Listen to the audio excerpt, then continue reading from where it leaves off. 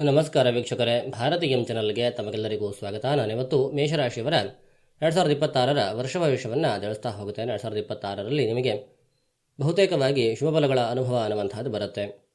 November ತಿಂಗಳ ನಂತರದಲ್ಲಿ ಕೆಲವೊಂದಷ್ಟು ಅಶುಭ ಫಲಗಳ ಅನುಭವ ಆಗುವಂತಹ ಸಾಧ್ಯತೆ ಇದೆ. ಅದು ಯಾವ ರೀತಿಯಾಗಿ ಬರುತ್ತೆ, ಯಾವ ದಶಾಭುಕ್ತಿಗಳಿರತಕ್ಕಂಥವರಿಗೆ ಅಶುಭ ಫಲಗಳಿದ್ದಾವೆ, ಪರಿಹಾರಗಳನ್ನು ಯಾವ ರೀತಿಯಾಗಿ ಮಾಡಿಕೊಳ್ಳಬೇಕು, ಜಾಗ್ರತೆಗಳನ್ನು ಯಾವ ರೀತಿಯಾಗಿ ತೆಗೆದುಕೊಳ್ಳಬೇಕು ಅನ್ನುವಂಥದ್ದನ್ನು ಈ ವಿಡಿಯೋದಲ್ಲಿ ನಾವು ಒಂದೊಂದಾಗಿ ನೋಡ್ತಾ ಹೋಗೋಣ.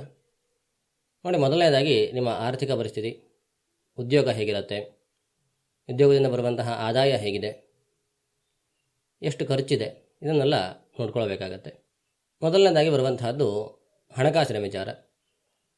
ಇದನ್ನು ನೋಡಬೇಕಾದ್ರೆ ನಿಮ್ಮ ಉದ್ಯೋಗ ಹೇಗಿದೆ ಅನ್ನೋದನ್ನು ನೋಡಬೇಕಾಗತ್ತೆ. ನೋಡಿ, ಉದ್ಯೋಗ ಸ್ಥಾನಾಧಿಪತಿಯಾಗಿರತಕ್ಕಂತಹ ಶನಿ ನಿಮ್ಮ ರಾಶಿಯಿಂದ ವ್ಯಯರಾಶಿಯಲ್ಲಿ ಇದ್ದಾನೆ. ಆದರೆ ಅದೃಷ್ಟ ರಾಶಿಧಿಪತಿಯ ಅನುಕೂಲತೆ ಅನ್ನುವಂಥದ್ದು ಚೆನ್ನಾಗಿ ಇದೆ. ಅದೃಷ್ಟದಿಂದಲೇ ಎಲ್ಲ ಕೆಲಸಗಳು ನಡೆಯುವಂತಹ ಸಾಧ್ಯತೆ ಇದೆ. ಒಳ್ಳೆಯದಾಗಿರ್ತಕ್ಕಂತಹ ಫಲಾನುಭವ ಅನ್ನುವಂಥದ್ದು ಬರುತ್ತೆ. ಉದ್ಯೋಗದಲ್ಲಿ ಅಭಿವೃದ್ಧಿ ಆಗುತ್ತೆ. ಜೂನ್ ತಿಂಗಳ ನಂತರದಲ್ಲಿ ಉದ್ಯೋಗದಲ್ಲಿ ವಿಶೇಷವಾಗಿರುವಂತಹ ಅನುಕೂಲತೆಗಳಾಗುವಂತಹ ಸಾಧ್ಯತೆ ಇದೆ.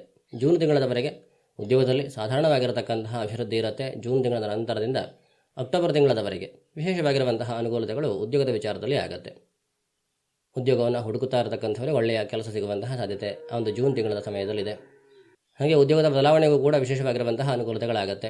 ತುಂಬ ಒಳ್ಳೆಯದಾಗಿರತಕ್ಕಂತಹ ಉದ್ಯೋಗ ಅನ್ನುವಂಥದ್ದು ಈ ವರ್ಷದಲ್ಲಿ ನಿಮಗೆ ಸಿಗುತ್ತೆ. ಉದ್ಯೋಗದಲ್ಲಿ ಒಳ್ಳೆಯ ಅಭಿವೃದ್ಧಿ ಅನ್ನುವಂಥದ್ದಾಗುತ್ತೆ. ನೀವು ಮಾಡುವಂತಹ ಕೆಲಸದಲ್ಲಿ ವಿಶೇಷವಾಗಿರುವಂತಹ ಅನುಕೂಲತೆಗಳು, ಅಭಿವೃದ್ಧಿಗಳೆಲ್ಲವೂ ಕೂಡ ಆಗುತ್ತೆ. ಒಳ್ಳೆಯ ಲಾಭವೂ ಕೂಡ ಆಗುವಂತಹ ಸಾಧ್ಯತೆಗಳಿದ್ದಾವೆ. ಅಕ್ಟೋಬರ್ ತಿಂಗಳ ನಂತರದಲ್ಲಿ ನಿಮಗೆ ಉತ್ತಮವಾಗಿರತಕ್ಕಂತಹ ಲಾಭ ಬರುತ್ತೆ. ಬಿಸ್ನೆಸ್ ಮಾಡ್ತಾ ಇರತಕ್ಕಂಥವರಿಗೆ ವಿಶೇಷವಾಗಿರುವಂತಹ ಅಭಿವೃದ್ಧಿ ಆಗುತ್ತೆ. ಈ ವರ್ಷದಲ್ಲಿ 3 ತರಹವಾಗಿರತಕ್ಕಂತಹ ಫಲಗಳು ಬರುತ್ತೆ. ಜನವರಿಯಿಂದ ಜೂನ್ವರೆಗೆ ಒಂದು ರೀತಿಯಾಗಿರ್ತಕ್ಕಂತಹ ಸಾಧಾರಣವಾಗಿರತಕ್ಕಂತಹ ಫಲಗಳು. ಜೂನ್ ತಿಂಗಳಿಂದ ಒಂದಷ್ಟು ಅಭಿವೃದ್ಧಿ ಇರುತ್ತೆ. ಅಕ್ಟೋಬರ್ ತಿಂಗಳ ನಂತರದಲ್ಲಿ ಒಳ್ಳೆಯ ಲಾಭಗಳು ಬರ್ತಾ ಹೋಗುತ್ತೆ. ಖರ್ಚುಗಳು ಕಡಿಮೆ ಆಗ್ತಾ ಹೋಗುತ್ತೆ. ಉತ್ತಮವಾಗಿರತಕ್ಕಂತಹ ಹಣಕಾಸಿನ ವ್ಯವಸ್ಥೆ ಅನ್ನುವಂಥದ್ದಾಗುತ್ತೆ. ಸಾಲದ ವಿಚಾರದಲ್ಲಿರತಕ್ಕಂತಹ ಸಮಸ್ಯೆಗಳು ಕೂಡ ದೂರವಾಗುತ್ತೆ. ಉತ್ತಮವಾಗಿರತಕ್ಕಂತಹ ಲಾಭಗಳು ಕೂಡ ಆಗತ್ತೆ. ಸ್ವಂತವಾಗಿರತಕ್ಕಂತಹ ಉದ್ಯೋಗವನ್ನು ಮಾಡುವಂತಹ ಆಸೆ ಇರತಕ್ಕಂಥವರಿಗೆ, ಬಯಕೆ ಇರತಕ್ಕಂಥವರಿಗೆ ಈ ವರ್ಷ ಒಂದು ಒಳ್ಳೆಯ ಫಲಗಳನ್ನು ನೀಡುತ್ತೆ. ವಿವಾಹದ ವಿಚಾರಕ್ಕೂ ಕೂಡ ಈ ವರ್ಷ ಅನ್ನುವಂಥದ್ದು ತುಂಬ ಒಳ್ಳೆಯದಾಗಿರತಕ್ಕಂತಹ ಫಲವನ್ನು ನೀಡಲಿಕ್ಕಿದೆ. ವೈವಾಹಿಕ ಜೀವನದಲ್ಲಿ ಏನಾದರೂ ಸಮಸ್ಯೆಗಳಾಗುತ್ತಾ ಇದ್ದರೆ ಅಂತಹ ಸಮಸ್ಯೆಗಳು ಕೂಡ ದೂರವಾಗುತ್ತೆ. ಹಾಗೆ ಕೋರ್ಟ್ ಕೇಸ್ಗಳೆಲ್ಲ ಇದ್ದರೆ ಆ ಕೇಸ್ಗಳು ಕೂಡ ಬಗೆಹರಿಯುವಂತಹ ಸಾಧ್ಯತೆಗಳು ಜಾಸ್ತಿಯಾಗಿ ಇದ್ದಾವೆ. ಈ ಒಂದು ವರ್ಷದಲ್ಲಿ ಹೊಸದಾಗಿರತಕ್ಕಂಥ ಯಾವುದೇ ರೀತಿಯ ಸಮಸ್ಯೆಗಳು ಬರುತ್ತೆ ಅನ್ನುವಂಥದ್ದಿಲ್ಲ. ನವೆಂಬರ್ ತಿಂಗಳಲ್ಲಿ ರಾಹುವಿನ ಒಂದು ಬದಲಾವಣೆ ಅನ್ನುವಂಥದ್ದಾಗುತ್ತೆ. ಕರ್ಮಭಾವಕ್ಕೆ ರಾಹು ಹೋಗುತ್ತಾ ಇದ್ದಾನೆ.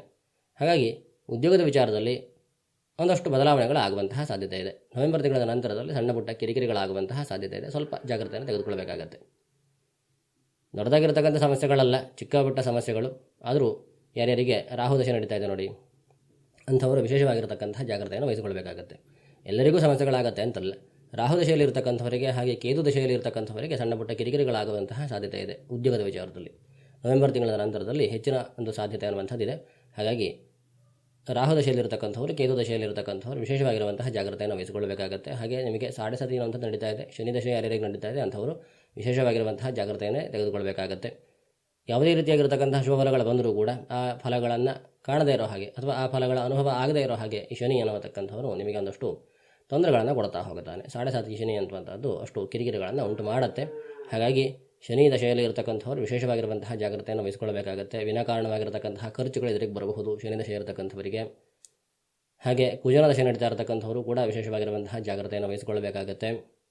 ಆದಷ್ಟು ಗುರುರಾಯರ ಆರಾಧನೆಯನ್ನು ಮಾಡ್ತಾ ಹೋಗಿ, ಸುಬ್ರಹ್ಮಣ್ಯನ ಆರಾಧನೆಯನ್ನು ಮಾಡಿ, ಆಂಜನೇಯನ ಆರಾಧನೆಯನ್ನು ಮಾಡಿಕೊಳ್ಳಿ. ಅದರಿಂದ ನಿಮಗೆ ತುಂಬ ಒಳ್ಳೆಯದಾಗಿರತಕ್ಕಂತಹ ಫಲಾನುಭವ ಅನ್ನುವಂಥದ್ದು ಬರುತ್ತೆ. ಒಳ್ಳೆಯದಾಗಿರತಕ್ಕಂತಹ ಒಂದಷ್ಟು ಘಟನೆಗಳು ನಡೀತಾ ಹೋಗುತ್ತೆ.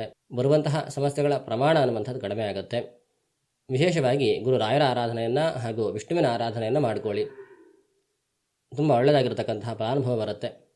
ಹಾಗೆ ನಿಮಗೇನಾದರೂ ಸಮಸ್ಯೆಗಳಾಗುತ್ತಾ ಇದ್ದರೆ ಅಥವಾ ಇಲ್ಲಿ ಹೇಳಿರ್ತಕ್ಕಂಥ ವಿಚಾರಗಳೇನಾದರೂ ನಿಮಗೆ ಸಂಶಯ ಇದ್ದರೆ ಕೆಳಗಡೆ ನನ್ನ ನಂಬರ್ ಬರ್ತಾ ಇದೆ, ನಂಬರ್ಗೆ ನೀವು ಸಂಪರ್ಕ ಮಾಡಬಹುದು.